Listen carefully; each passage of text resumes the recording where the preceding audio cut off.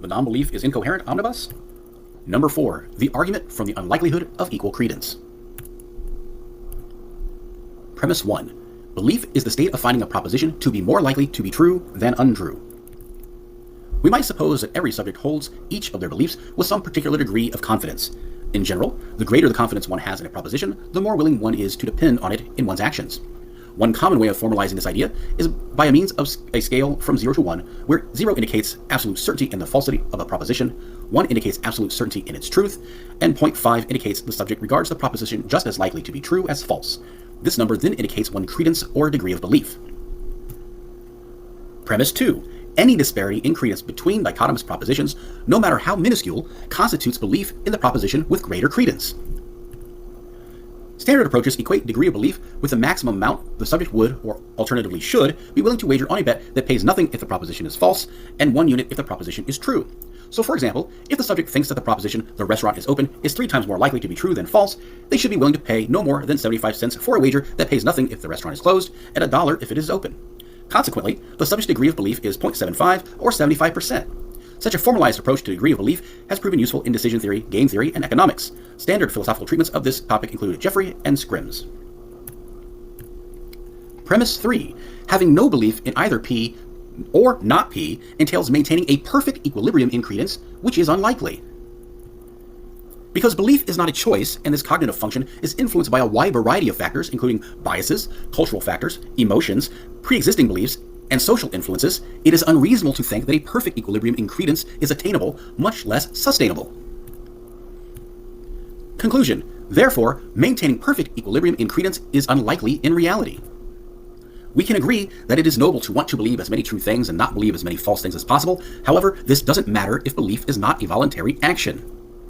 We can also agree that not believing in either proposition until such a sufficient evidence has been presented is the only justified position. However, this presumes that a belief must be justified to be present, and this is obviously wrong. People hold all sorts of beliefs that are not logical or justified.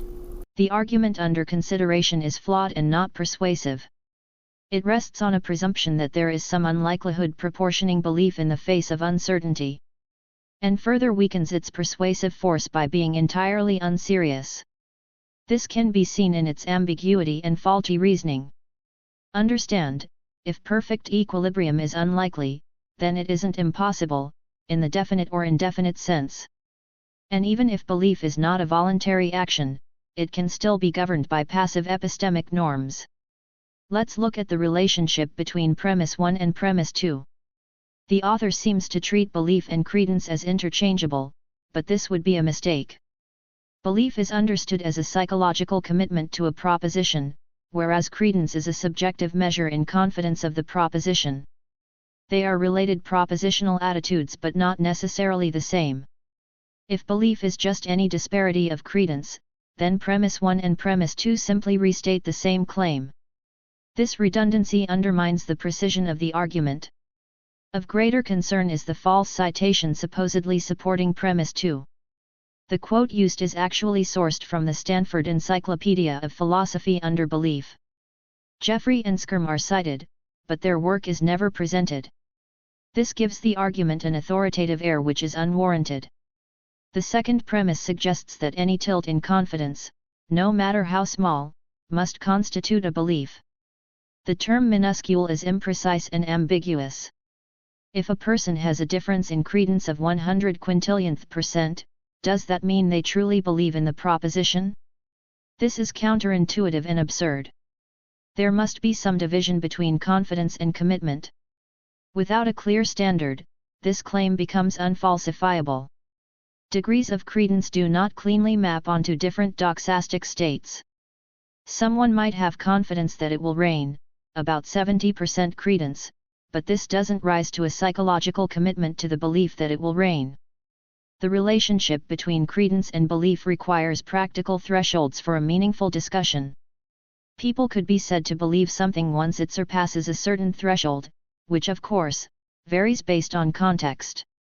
Within the first two premises, the author equivocates on the terms belief and credence, as well as broadening the definition of belief to be meaningless and arbitrary. Under the author's special definition, everyone is a believer in every proposition, making belief a much weaker and more trivial concept. Given the lack of seriousness, the false citations, and the absurd redefinition of belief, both premises are unacceptable. Moving on to premise 3, it states, having no belief in either P or not P entails a perfect equilibrium in credence, which is unlikely. The meaning of this premise is ambiguous. What is unlikely? The state of equal credence? The idea that non-belief requires equal credence? The entailment itself? The premise seems to make two different claims. 1. Having no belief entails maintaining perfect equilibrium in credence, and 2. Maintaining perfect equilibrium in credence is unlikely. The second claim, maintaining equilibrium in credence is unlikely, requires justification. The unlikeliness of equal credence could be influenced by cognitive biases, social factors, or emotional influences, but these factors do not preclude epistemic norms from passively governing belief formation. Since these norms operate perfectly well within these psychological factors, we cannot dismiss equilibrium as unlikely. Nobility has nothing to do with looking both ways before crossing the street. The conclusion of the argument is just a restatement of the second claim of premise 3, which makes the argument circular. As such, it isn't worth consideration. In reality, equal credence between two propositions isn't more or less likely in a vacuum. Given these issues, the argument is flawed. It fails due to a number of issues: ambiguous premises, arbitrary standards, equivocation between terms, a serious failure to properly cite sources, and a lack of clarity or independent support for claims made.